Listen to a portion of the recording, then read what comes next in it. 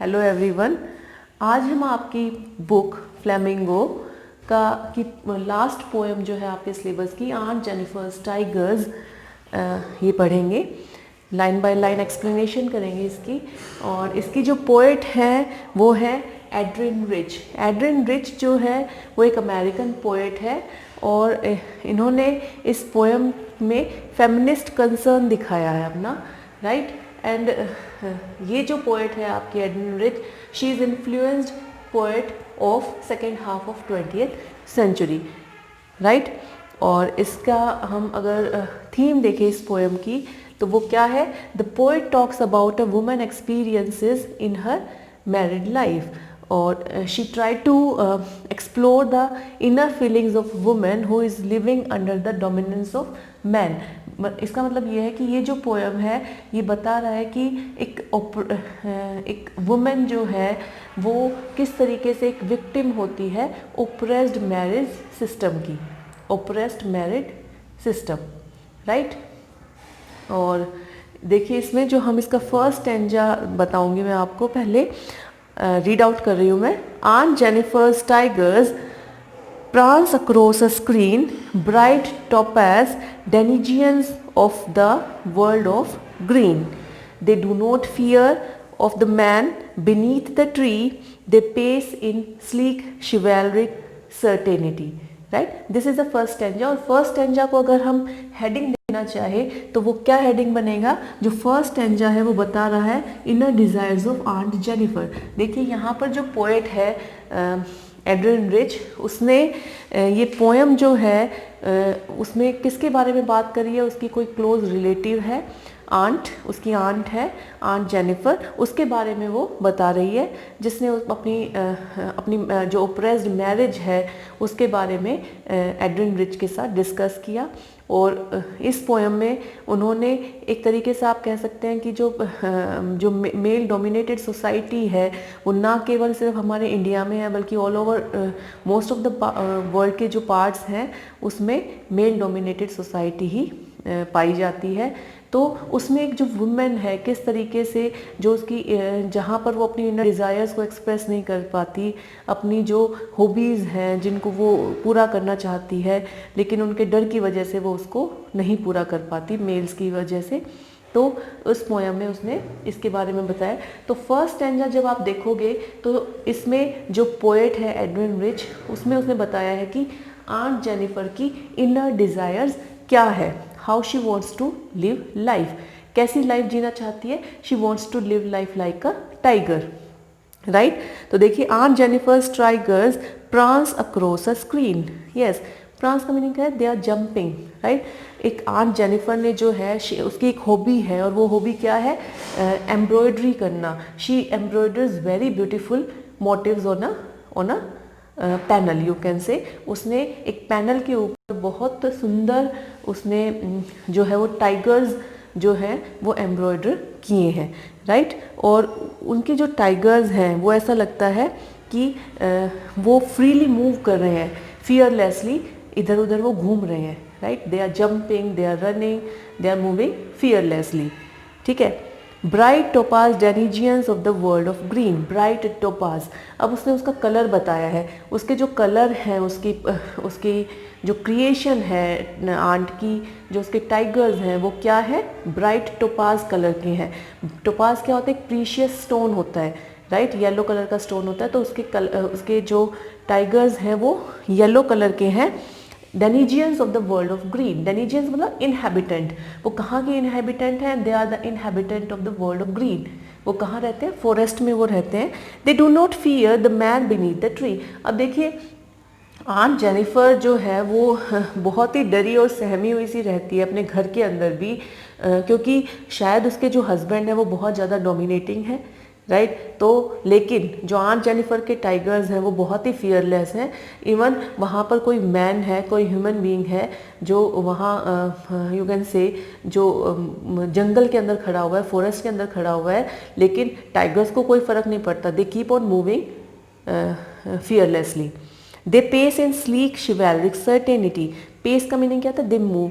लेकिन जो aunt Jennifer के टाइगर्स हैं उन्हें कोई फ़र्क नहीं पड़ता कि कोई ह्यूमन बीइंग या कोई मैन वहाँ पर खड़ा है स्पेशली, लेकिन वो अपने ही स्लीक और शिवैलरिक सर्टेनिटी के साथ वो मूव करते रहते हैं। स्लीक का मीनिंग कह सकते हैं आप बहुत ही एलिगेंटली, राइट। शिवैलरिक का मीनिंग क्या होता है, शिवैलरिक समथिंग वेरी ब्रेव, आप कह सकते हो ब्रेवरी के साथ वो मूव करते रहते हैं। सर्टेनिटी है ना, without any fear they keep kept on moving, right. और इस अगर फर्स्ट स्टैंजा में अगर आप देखोगे तो मेनली क्या है, जो इसका सेकेंड लाइन आप देख रहे हो, bright topaz denizens of the world of green, यहाँ पर मेटाफर का यूज़ हुआ है।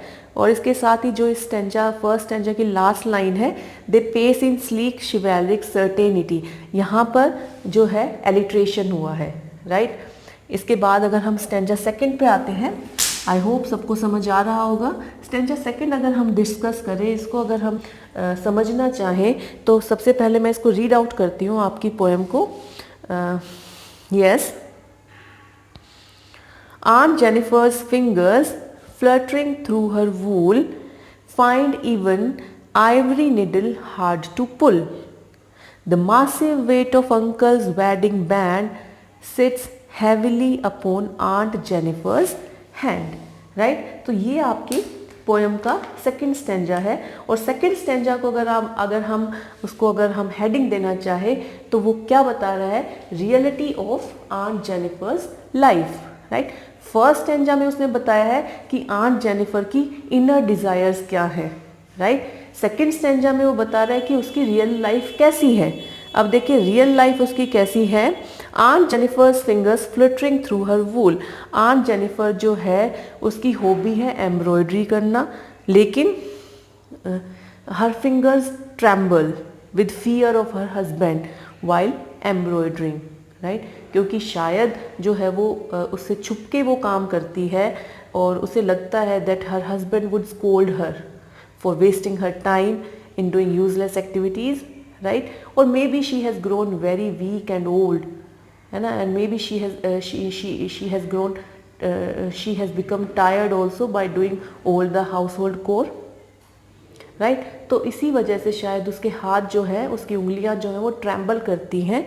ई find even the ivory needle hard to pull, right. उसकी फिंगर्स जो है वो बहुत ज़्यादा टायर्ड हो सकी हैं और इतनी टायर्ड हो चुकी हैं कि वो जो एक आइवरी निडल होती है जो बहुत ही सॉफ्टली जो है वो चलती है, आप जब उससे एम्ब्रॉयडरी की जाती है तो वो बहुत ही स्मूथली चलती है, लेकिन आंट जेनिफर की फिंगर्स जो हैं वो काम इजीली नहीं कर पा रही हैं। और उसके रीज़न मैंने आपको भी बताया, उसके रीज़न बहुत सारे हो सकते हैं। एक तो रीज़न उसका क्या हो सकता है, may be she is pursuing her hobby in her free time, but probably she is full of fear, or she is still afraid of her husband who would scold her for wasting her time, or maybe she is tired for doing endless household chores, right. तो ये उसके reasons हो सकते हैं। और इसके बाद अगर हम लाइन देखें, the massive weight of uncle's wedding band, yes, यहाँ पर जो वेडिंग बैंड है वो किसका सिंबल है, wedding band sits heavily upon aunt Jennifer's hand, उसके हाथ जो हैं वो बाउंड कर दिए गए हैं, किस चीज़ से, वेडिंग बैंड से, राइट। उसके हाथ जो हैं, it is her hands are burdened by the weight of her ring. Weight means the trapping that has fallen upon her by getting married to him, to uncle. She has been burdened by the obligations of married life. अब वो freely कोई काम नहीं कर सकती है. She has to fulfill the duties towards her family, her husband, right? And in this way you can say she has become the property of her husband, like right. And आप ये भी कह सकते हो she has been living a demanding life due to which she has worn out in her old age, right. तो ये आप कह सकते हो कि आंट जेनिफर के हैंड जो है वो बहुत ही ज़्यादा बाउंड हो गए हैं बर्डन है, वो फ्रीली अपनी विलिंगनेस के अकॉर्डिंग कुछ भी नहीं कर सकती, अपने डिज़ायर्स को फुलफ़िल नहीं कर सकती, राइट। और अगर इसमें आप देखें फिगर ऑफ स्पीच अगर आप देखना चाहो तो यहाँ पर जो आपका जो फर्स्ट लाइन है फिंगर्स फ्लटरिंग, इसमें यहाँ पर अगेन यहाँ पर क्या है, एलिट्रेशन है, राइट। और और इसमें जो राइम स्कीम है वो फर्स्ट स्टैंजा में भी ए बी बी थी, और यहाँ पर भी अगर आप देखो तो जैसे अगर हम देखें वूल पुल बैंड हैंड तो ए बी बी है, राइट। तो इसकी जो राइम स्कीम है पोएम की वो एक रिदम के साथ है ए बी बी, राइट। और इसके साथ ही जो इसका थर्ड स्टैंजा है उसको भी हम डिस्कस कर लेते हैं, उसको एक्सप्लेन कर लेते हैं, राइट। थर्ड स्टैंजा मैं रीड आउट कर रही हूँ पहले। When aunt is dead, her terrified hands will lie still ringed with ordeals she was mastered by, right. The tigers in the panel that she made will go on prancing, proud and unafraid, right. तो इसमें देखो अगर आप third जो stanza है आपका जो final stanza है, अगर इसको अगर आप हेडिंग देना चाहो तो ये बताए future of aunt's life, future of aunt, right. Aunt का जो फ्यूचर है वो कैसा होगा। When aunt is dead, yes, वो कहता है कि जब आंट की डेथ हो जाएगी, her terrified hands will lie still ring with ordeals she was mastered bye.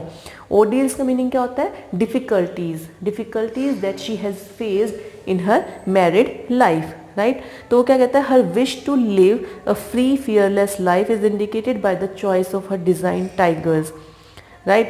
It shows her innermost desire of being strong, fearless, which has been overpowered by her husband. Probably her ordeal will end upon her death. Her frightened, shaking fingers will put to rest only after death. But still, even after that, the ring shall remain on her hand. That is, her husband's rule over her is not yet over. Right. अब यहाँ पर जो poet है वो क्या कह रहा है कि जब आंट की डेथ हो जाएगी उसके बाद भी वो कहता है कि उसके हैंड्स जो हैं they will continue to remain terrified even after death, क्योंकि उसने अपने लाइफ टाइम में इतनी सारी डिफ़िकल्टीज़, इतनी सारी आप कह सकते हो अपोजिट सिचुएशंस उसने फेस की हैं पूरे लाइफ टाइम में, कि वो डेथ के बाद भी ऐसा फील करेगी कि वो बहुत उनसे कंट्रोल्ड है, अपने हस्बैंड से जो है उसको अभी भी कंट्रोल कर रहा है, राइट। लेकिन उसके अपोजिट यहाँ पर पोइट ने कंट्रास्ट भी ड्रॉ किया है। फर्स्ट टू लाइन में वो फ्यूचर बता रहा है आंट जेनिफर का, और लास्ट टू लाइन्स में वो बता रहा है कि उसकी जो क्रिएशन है, जो उसके टाइगर्स हैं, राइट, जो उसकी इनर डिज़ायर्स हैं, they will keep on, the tigers in the panel that she made will go on prancing proud and unafraid. उसके जो टाइगर्स हैं जो पैनल के ऊपर उसने ड्रॉ किए हैं वो ऐसे ही मूव करते रहेंगे, जंप करते रहेंगे प्राउड के साथ और unafraid, right. They will keep on living fearlessly and majestically in this world, right. और यहाँ पर अगर आप जो है यस प्रांसिंग प्राउड में अगर आप देखोगे लास्ट लाइन जो है थर्ड स्टेंजा की, यहाँ पर क्या है, अगेन अलिट्रेशन है और राइम स्कीम जो है इसको फॉलो कर रहा है पूरे, उसमें lie by made afraid A B B, right. तो इसकी अगेन जो राइम स्कीम है वो ए बी बी है, ठीक है ना। और मैंने आपको इसके जो वर्ड मीनिंग्स हैं वो इसके साथ साथ मैंने आपको डिस्कस कर लिए हैं, और इसके बाद कोई भी अगर डिफ़िकल्टी आती है, आई होप अब ये पोएम सबको समझ आ गई होगी। इसके साथ ही हम इस वीडियो को एंड करते हैं। Thank you very much.